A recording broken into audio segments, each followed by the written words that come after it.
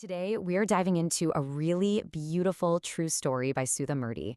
It's all about this incredible bond between a grandmother and her granddaughter, and, well, a challenge that completely changes both of their lives. So, this is the question at the very heart of the story. It really makes you think, doesn't it? It kind of flips our whole idea of who teaches who, about age and respect. We're about to see how a 12-year-old girl and her 62-year-old grandmother turn these traditional roles completely on their head. Okay, so picture this. We're in a small village in North Karnataka. This is a time way before the internet, before everything was instant. And here, a young girl and her grandmother have this very special weekly ritual that connects them, not just to each other, but to a whole other world.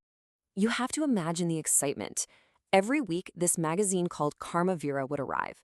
And for the grandmother, Krishaka, it was everything. She'd stop whatever she was doing, gather everyone around, and just listen with this intense concentration as her granddaughter read the next part of the story. The story that had her so hooked was called Kashi Yatre. It's about an old woman whose lifelong dream is to go on a pilgrimage to the holy city of Kashi.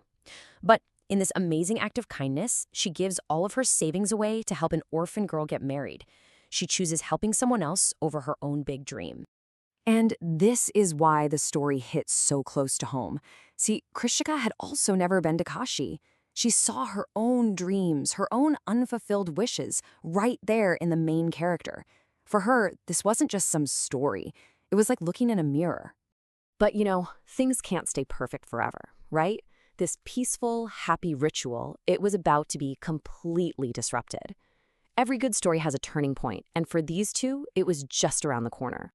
So the granddaughter goes away for a week to attend a wedding. When she gets back, she sees something she has never seen before. Her grandmother, her strong, stoic Ava, is crying.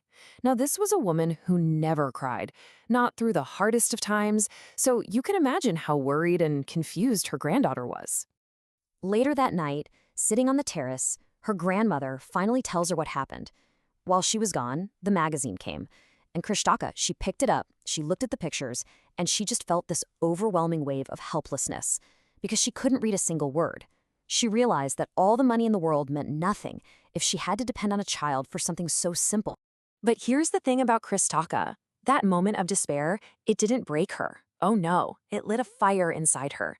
That feeling of helplessness turned into this fierce, unshakable decision to change her life.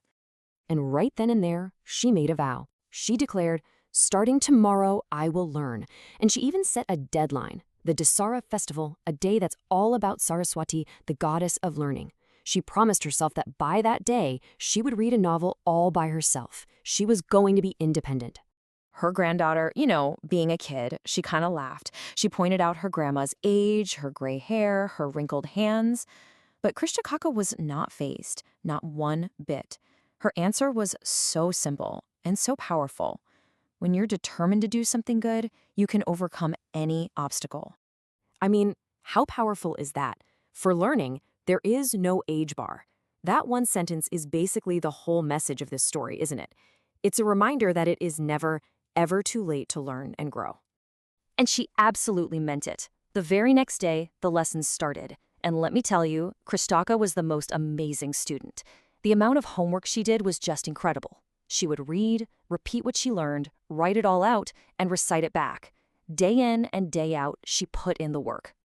All right, so this brings us to the climax, the moment of truth. The deadline she set for herself has arrived. It's the day of the Dasara festival, and all that hard work, it's about to be put to the ultimate test. So the family is all gathered for the festival prayers. The granddaughter has secretly bought her a gift, a copy of the Kashi Yatre novel. But before she can even give it to her, her grandmother does something that just breaks with all tradition, something nobody expected. Now, to really get what happens next, you have to understand the idea of a guru in Indian culture. A teacher, a guru, isn't just someone who gives you information. They're seen as someone who brings light where there was darkness, and they are shown the absolute highest form of respect, no matter how old they are.